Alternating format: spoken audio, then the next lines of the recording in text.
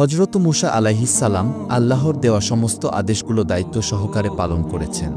এবার তার বিশ্রামের পালা। তাছাড়া হজরত মুসা আলাইহিস সালামের অনেক বয়স হয়ে গেছে। তিনি অতীতের সমস্ত কথাগুলো মনে মনে ভাবছেন। এর মধ্যেই হঠাৎ একদিন হজরত আজরাইল আলাইহিসসালাম হজরত মুসা আলাইহিসসালামের সামনে এসে দাঁড়ালেন। আজরাইলকে দেখে হজরত মুসা আলাইহিসসালাম বললেন, হে আজরাইল, তুমি কি আমার জান কবজ করতে এসেছ? তখন আজরাইল আলাইহিসসালাম বললেন, হ্যাঁ, আমি আল্লাহর আদেশে আপনার জান কবজ করতে এসেছি। তখন মুসা আলাইহিসসালাম বলেন, তুমি কি আমার সেই মুখ দিয়ে জান কবজ করবে, যে মুখ দিয়ে আমি আল্লাহ রাব্বুল আলামিন এর সাথে কথা বলেছি? তখন হজরত আজরাইল আলাইহিসসালাম বললেন, তাহলে আমি আপনার চোখ দিয়ে জান কবজ করব। তখন মুসা আলাইহিসসালাম বললেন, কোন চোখ দিয়ে জান কবজ করবে? যে চোখ দিয়ে আমি আল্লাহর নূরের তাজাল্লি প্রদর্শন করেছি। তখন হজরত আজরাইল আলাইহিসসালাম বললেন, তাহলে আমি আপনার নাক দিয়ে জান কবজ করব। এবার হজরত মুসা আলাইহিসসালাম বললেন, এই নাক দিয়ে আমি আল্লাহ রাব্বুল আলামিনের বেহেশতের ঘ্রাণ অনুভব করেছি। তখন হজরত আজরাইল আলাইহিসসালাম বললেন, আমি আপনার এত কথা শুনতে চাই না। আমার যে দিক দিয়ে ইচ্ছা সে দিক দিয়ে আমি জান কবজ করে নিয়ে যাব। হজরত মুসা আলাইহিসসালাম আজরাইলের এই কথা শুনে অত্যন্ত রাগান্বিত হয়ে খুব জোরে আজরাইলের গালে একটি থাপ্পড় মেরে দিলেন। তখন সাথে সাথে আজরাইলের চোখ বের হয়ে মাটিতে পড়ে গেল। অতঃপর আজরাইল আলাইহিসসালাম আল্লাহ রাব্বুল আলামিনের কাছে সমস্ত ঘটনা বর্ণনা করলেন।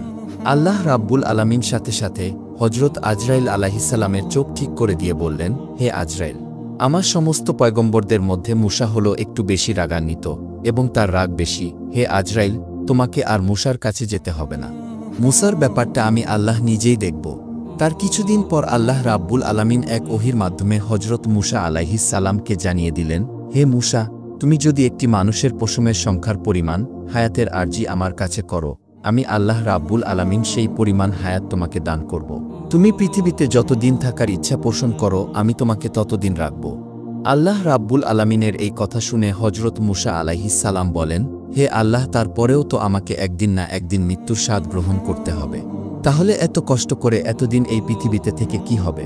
হে আল্লাহ, আমি এই পৃথিবীতে এতদিন থাকতে চাই না। আমি তোমার সান্নিধ্য লাভ করতে চাই। আমি অতি শীঘ্রই তোমার দিদার লাভ করতে চাই। হে রাব্বুল আলামিন, তুমি আমার নির্ধারিত হায়াতের পরেই তোমার সান্নিধ্য লাভ করার জন্য তোমার কাছে আমাকে নিয়ে যেও। হে আল্লাহ, তোমার কাছে আমার মৃত্যুর পূর্বে শেষ একটি অনুরোধ, তুমি আর একটিবার তোর পাহাড়ে নিয়ে আমাকে তোমার সাথে কথা বলার সুযোগ করে দাও। আল্লাহ রাব্বুল আলামিন তখন হজরত মুসা আলাইহিসসালামকে তোর পাহাড়ে যাওয়ার জন্য অনুমতি দিলেন। অতঃপর হজরত মুসা আলাইহিসসালাম তোর পাহাড়ে আসলেন এবং আল্লাহ রাব্বুল আলামিনের তাজাল্লি প্রদর্শন করলেন। অতঃপর হজরত মুসা আলাইহিসসালাম আল্লাহর দরবারে প্রার্থনা করে বললেন, হে আল্লাহ, আমার উম্মতের প্রতি আপনি গজব নাজিল করবেন না। তাদেরকে আপনার ছায়াতলে আশ্রয় দিবেন, তাদেরকে আপনি রুজি রোজগারের ব্যবস্থা করে দিবেন, তাদেরকে আপনি অনাহারে মৃত্যু দেবেন না। তখন আল্লাহ রাব্বুল আলামিন হজরত মুসা আলাইহিসসালামের দেওয়া আবেদনের পরিপ্রেক্ষিতে জানিয়ে দিলেন, আমি আল্লাহ রাব্বুল আলামিন ঈমানদার নাফরমান কাফের সহ সমস্ত মানুষের প্রতিপালক। আমি কাউকে কখনো অনাহারে রাখি না। যে যেখানেই থাকুক না কেন আমি সেখানেই তাদের খাবার পৌঁছে দেই। অতঃপর আল্লাহ রাব্বুল আলামিন আবার হজরত মুসা আলাইহিসসালামকে বললেন, তুমি তোমার লাঠি দ্বারা পাহাড়ের উপর আঘাত করো। এরপর হজরত মুসা আলাইহিসসালাম পাহাড়ের উপর আঘাত করার সাথে সাথেই পাহাড়ের পাশ দিয়ে একটি নদী বয়ে যায়। তারপর আল্লাহ রাব্বুল আলামিন হজরত মুসা আলাইহিসসালামকে আবার বললেন, হে মুসা, তুমি নদীর উপর আঘাত করো। হজরত মুসা আলাইহিসসালাম আবার নদীর উপর যখন আঘাত করলেন, তখন নদীর উপর দিয়ে একটি পাথর ভেসে উঠল। তখন আল্লাহ রাব্বুল আলামিন আবার মুসা আলাইহিসসালামকে বললেন, তুমি পাথরের উপর আঘাত করো। তখন হজরত মুসা আলাইহিসসালাম পাথরের উপর আঘাত করতেই দেখলেন পাথর ফেটে একটি ফডিং বেরিয়ে আসলো, যার মুখের মধ্যে ছিল একটি কাঁচা ঘাস। এই দৃশ্য দেখার পর হজরত মুসা আলাইহিসসালাম সেজদায় লুটিয়ে পড়লেন।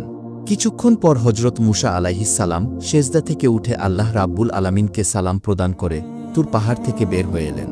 তিনি যখন সামনের দিকে অগ্রসর হতে লাগলেন, তখন তিনি দেখতে পেলেন যে রাস্তার পাশে কতিপয় লোক মিলে একটি কবর খুঁড়ছে। তখন মুসা আলাইহিসসালাম তাদের কাছে গিয়ে জিজ্ঞাসা করলেন, হে ভাইয়েরা, তোমরা এই নির্জন এলাকায় কার কবর খুঁড়ছ? তখন তাদের মধ্যে একজন জবাব দিলেন, হে আল্লাহর নবী মুসা, আমরা আপনার মতোই একজন মহান ব্যক্তির কবর খুঁড়ছি। আপনিও আমাদের সাথে এই সওয়াবের কাজে শরিক হতে পারেন। তখন তাদের কথায় হজরত মুসা আলাইহিসসালাম তাদেরকে কবর খোঁড়ার কাজে সাহায্য করলেন। এরপর তাদের মধ্যে একজন বললেন, হে আল্লাহর নবী মুসা, আমরা যার জন্য কবর খুঁড়ছি সেও আপনার মতোই। আপনি একবার কবরে শুয়ে পরীক্ষা করে দেখতে পারেন।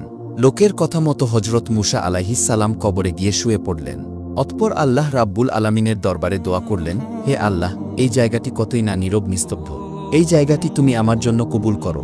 সাথে সাথে মূসা আলাইহিসসালাম সেখানে দাখিল হয়ে যায়। তখন একজন ফেরেশতা এসে হজরত মূসা আলাইহিসসালামকে একটি আপেল খেতে দিলেন।